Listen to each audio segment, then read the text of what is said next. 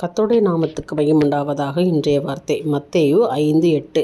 இருதயத்தில் சுத்தமுள்ளவர்கள் பாக்கியவான்கள், அவர்கள் தேவனை தரிசிப்பார்கள். எனக்கு அருமையான தேவனுடைய பிள்ளைகளை, எல்லாருக்கும் ஒரு ஆசை இருக்கணும்ல, ஆண்டவரை நான் தரிசிக்கணும், கர்த்தரை நான் பார்க்க வேண்டும். பாருங்க, இன்னைக்கு சுத்த இருதயம் உள்ளவர்களை தேவனை தரிசிப்பார்களாம்.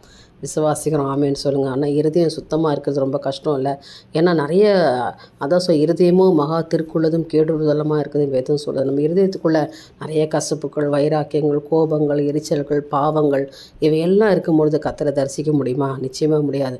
ஆனால் நீங்கள் தரிசிக்க விரும்பினால் என் தேவன் உங்களை முன்னால் வர அவர் ஆயத்தமாக தான் இருக்கார். ஏனென்றால் சுத்த இருதயத்தை அவர் விரும்புகிறார். நிலவரமான ஆவியை தேவன் சிருஷ்டிக்க விரும்புகிறார். இந்த நாளில் உங்களை பரிசுத்தப்படுத்தி கொள்ளுங்கள். நிச்சயமாக கர்த்தருடைய தரிசனத்தை நீங்கள் பார்ப்பீங்க. உண்மையாகவே இந்த வசனம் பொய்த்து போகாது. கர்த்தர் என்று பேசுகிறார். இருதயத்தில் சுத்தமுள்ளவர்கள் பாக்கியவான்கள், அவர்கள் பாக்கியவான்களும் பாக்கியவதிகளுமாக இருக்கிறார். அவர்கள் தேவனை தரிசிப்பார்கள். நிச்சயமாக தரிசிக்க முடியும். நீங்கள் ஒரு மனதினாவியோடு கூட உங்கள் பரிசுத்த ஒரு இருதயத்தோடு கூட தேவனை நோக்கி பாருங்கள். கர்த்தர் உங்களுக்கு முன்பாக வந்து நிற்பார். நிச்சயமாக இந்த நாளில் தரிசனத்தை நீங்கள் காண்பீங்க. என் தேவனுக்கே மகிமை உண்டாகட்டும். ஆமேன்.